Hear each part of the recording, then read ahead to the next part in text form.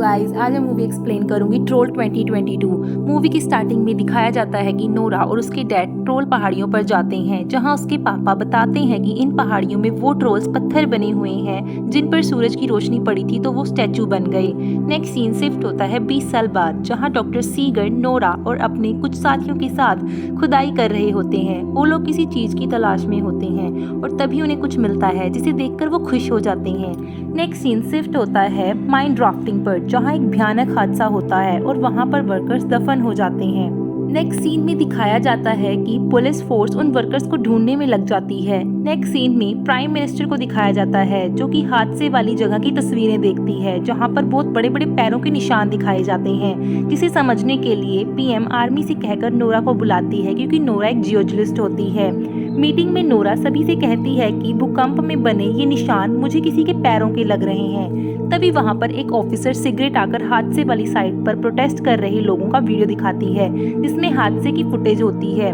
Footage में Nora को अजीब सी आवाज और एक दैत्य जैसी परछाई दिखाई देती है। नेक्स्ट सीन शिफ्ट होता है दो बुजुर्ग लोगों पर, जिनका पालतू डॉग जोर जोर से भौंक रहा होता है और उन्हें भूकंप जैसा महसूस होता है और वो बेसमेंट में चले जाते हैं। जब वो बाहर आकर देखते हैं तो उनका घर तबाह हो चुका होता है। नोरा मीटिंग में बैठे सभी ऑफिसर्स को कन्विंस करती है कि ये तबाही किसी सुपर नेचुरल पावर का काम है।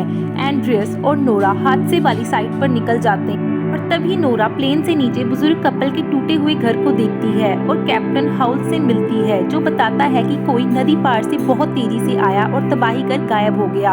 हमें उसके पैरों के निशान भी मिले हैं। और लेडी नोरा को बताती है कि ये बहुत ही भयानक था और मुझे किसी के रोने की आवाज आ रही थी जब हमारा घर पर अटैक हुआ था। नोरा, एंड्रियस और कैप्टन हाउल बहुत बड़े पैर के निशान की जांच करते हैं और बाकी पैरों के निशानों को देखने निकल पड़ते हैं, जो कुछ दूर जाकर गायब हो जाते हैं।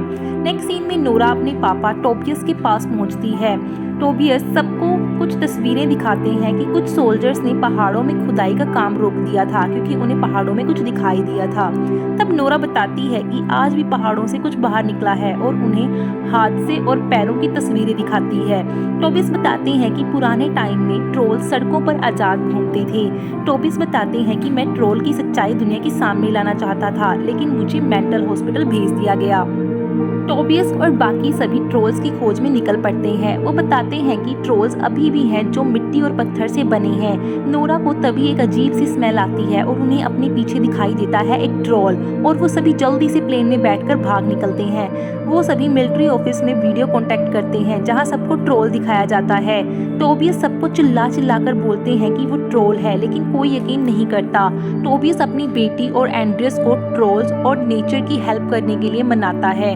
जब वो कैप्टन हाउल के पास जाते हैं तो वो कहता है कि अब ये एक मिलिट्री ऑपरेशन बन चुका है, तुम जाओ, लेकिन नोरा उसे उनके साथ ले जाने के लिए मना लेती है।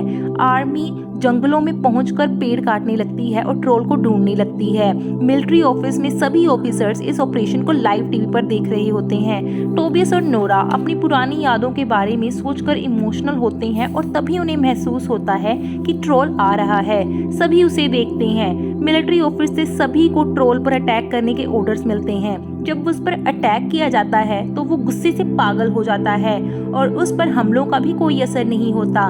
सभी आर्मी ऑफिसर्स डर के मारे भागने लगते हैं। नोरा और सभी छिपे होते हैं कि तभी ट्रोल उन पर अटैक कर एक आर्मी सोल्जर को खा जाता है। सभी भागते हैं, लेकिन टोबियस ट्रोल को शांत करने की कोशिश करता है। जैसे ही ट्रोल शांत होता है तो मिलिट्री उस पर अटैक करती है और ट्रोल गुस्से में आकर टोबियस को मार डालता है। मरते हुए टोबियस नोरा को किसी रॉयल पैलेस, किंग और किसी घर के बारे में बताता है। नेक्स्ट सीन में नोरा, एंड्रियस और कैप्टन हाउल ट्रोल के रहस्य को जानने के लिए टोबियस की डायरी को टटोलते हैं। उन्हें पता चलता है कि ट्रोल सूरज की रोशनी को झेल सकते हैं और वो चर्च की घंटियों की आवाज को बर्दाश्त नहीं कर सकते। कैप्टन हाउल, नोरा और एंड्रियस सभी ऑफिसर्स को समझाने की कोशिश करते हैं कि हम शहर खाली कर चर्च की बेल से ट्रोल को भगा देंगे। नेक्स्ट सीन शिफ्ट होता है सिटी में, जहां सब कुछ हिलने जुलने लगता है और तभी वहां ट्रोल आ जाता है। लोगों में अफरा दफरी मच जाती है। मिलिट्री अपने हेलीकॉप्टर्स में चर्च बेल लगाकर ट्रोल को चारों तरफ से घेर लेती है। इस आवाज को ट्रोल बर्दाश्त नहीं कर पाता। ट्रोल बहुत ही गुस्से में आ जाता है और हेलीकॉप्टर्स पर अटैक करने लगता है। एक हेलीकॉप्टर एक छोटे बच्चे उसके पापा के ऊपर गिरने वाला होता है कि तभी ट्रोल हेलीकॉप्टर को पकड़कर उन्हें बचा लेता है और वहां से चला जाता है। नेक्स्ट सीन में नोरा प्रधानमंत्री को कन्विंस करती है कि हमें पता लगाना होगा कि उसे क्या चाहिए, लेकिन प्रधानमंत्री नहीं मानती। वो कहती है कि हमें उस पर आधुनिक हथियारों से हमला करना होगा। नेक्स्ट सीन में पीएम न्यूज पर सभी सिटीजन्स को ट्रोल के बारे में बताती है और शहर खाली करने को बोलती है। नेक्स्ट सीन में नोरा अपने पापा की डायरी में देखती है कि वहाँ सिंडिंग नेम का एक वर्ड लिखा है, जिसे सुनकर एंड्रियस कहता है कि सिंडिंग तो रॉयल पैलेस का किंग है। और तभी नोरा को अपने पापा की कही बातें याद आ जाती हैं जो उन्होंने मरते हुए कही थी। वो दोनों रॉयल पैलेस जाने के लिए निकल पड़ते हैं। सिंडिंग नोरा और एंड्रियस को एक गुफा में ले जाता है। सिंडिंग बताते हैं कि 1920 में इस गुफा की खोज हुई थी और टोबियस ने भी इसकी दोबारा खोज की थी। वहाँ उन्हें बहुत सारे ट्रोल्स के कंकाल दिखाई देते हैं जिन्हें पुराने राजा ने मार दिया था, लेकिन सिर्फ एक को जिंदा छोड़कर उसे दूर गुफाओं में कैद कर दिया, जो अब सभी को तंग कर रहा है। जब पहाड़ों में खुदाई हुई तो वही ट्रोल वापिस आ गया है। वो ट्रोल अब वापस अपने घर आना चाहता है, जो कि रॉयल पैलेस ही है। नोरा देखती है कि ट्रोल्स के कंकालों पर टॉर्च से लाइट डालने पर वो फ्रीज हो जाते हैं, तो वो समझ जाती है कि रोशनी से ही हम इसे भगा सकते हैं। नेक्स्ट सीन में मिलिट्री ट्रोल पर हमला करती है। नोरा सिंडिंग से गाड़ी उधार लेकर कैप्टन हाउल को कॉल कर बुलाती है और बताती है कि हमें यूवी रेस चाहिए। हमें ट्रोल्स को शहर से बाहर ले जाकर उस पर यूवी रेस से अटैक करना होगा।